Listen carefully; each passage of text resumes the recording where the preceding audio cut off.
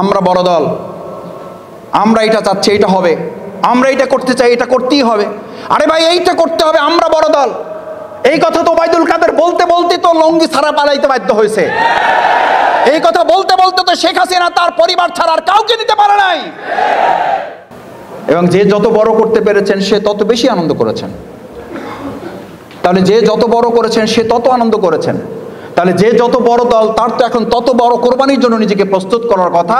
কিন্তু আমরা তার বিপরীতে দেখি যে যত বড় দল তত বড় চাঁদাবাজিতে ব্যস্ত হয়ে পড়েছে।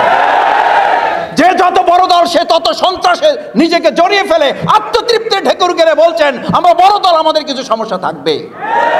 এই দেশ পরিবর্তনে আপনার সবচেয়ে বড় বাধা জনগণের কাছে। এটা কি করে একটা দল বলে আমি মাথায় আসে না।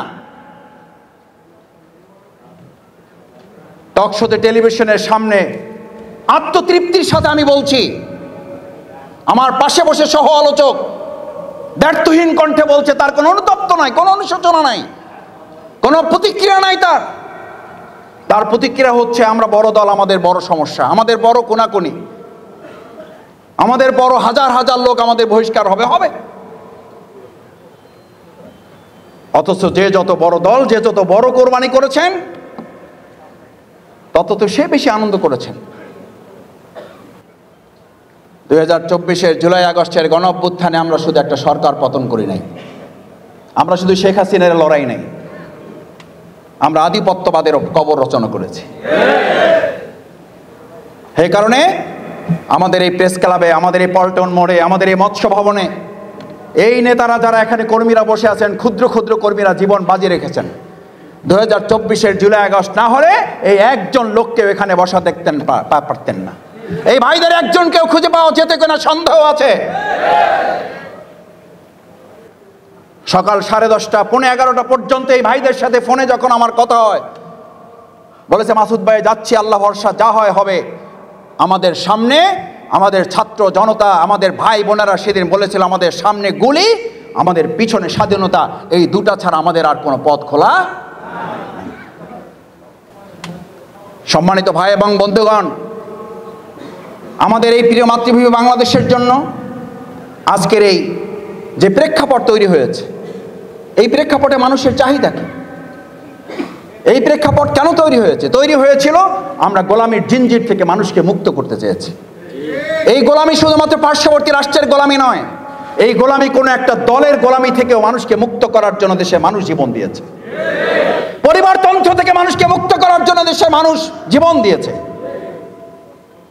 কিন্তু এখন আমরা শুনি আমরা বড় দল, আমরা বড় দল। এই কথা আমি বললে তা আমরা তাহলে ছোট সময় কি কবিতা পড়ছি, কবিতার লাইন চেঞ্জ করতে হবে। ওই কবি জীবিত থাকলে তাকে তো এখন ওই কবি বলতো যে ভাই আমি ভুল করছি। নিজেকে যে বড় বলে বড় সেই নয়, লোকে যাকে বড় বলে বড় সেই হয়। এই কবি জীবিত থাকলে এখন আমাদের বক্তৃতা শুনলে হার্ট ফেল করতো। এই কবি জীবিত থাকলে এখন বলতে ভাই আমি কবিতা লিখে ভুল করছি, আমারে মাফ করে দেন ভাই। আপনাদের মতো এই জাতি যে এই দেশে আছে, এই জাতির জন্য এই কবিতা না, এই কবিতা অন্য দেশের জন্য। মাপ চাইতো না, চাইতো না। কি অদ্ভুত একটা ব্যাপার। আমরা বড় দল, আমরা এটা চাচ্ছি, এটা হবে, আমরা এটা করতে চাই, এটা করতেই হবে। আরে ভাই, এইটা করতে হবে, আমরা বড় দল। এই কথা তো ওবায়দুল কাদের বলতে বলতে তো লঙ্গি ছাড়া পালাইতে বাধ্য হয়েছে। এই কথা বলতে বলতে তো শেখ হাসিনা তার পরিবার ছাড়া আর কাউকে নিতে পারে নাই। এই পরিবারতন্ত্র আমাদেরকে কথা শিক্ষা দিয়েছে। এরপর পরিবারতান্ত্রিক একটা ব্যবস্থায় দেশ কিভাবে পরিচালিত হয়। যেই শেখ হাসিনা 3 দিন আগে তার পরিবারকে ক্ষুদ্র মেসেজ দিছে না, দেয় নাই? কি মেসেজ দিছে? যে তোমরা ছাড়া বাকি কে কোথায় যাবে ওই ডোন্ট কেয়ার দেয়ার, আমি এটা পরোয়া করি, এটা নিয়ে চিন্তা আমার দরকার নাই, তোমরা পালাও, তোমরা পালাও।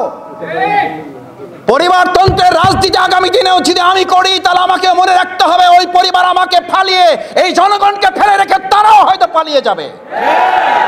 কারণ ওটা পরিবারতন্ত্রের রাজনীতি, ওটা জনগণের রাজনীতি নয়। শিক্ষা নিতে আর কত লাগে? বাংলাদেশের মানুষ কবে শিক্ষা নেব? আমরা কবে শিক্ষা নেব?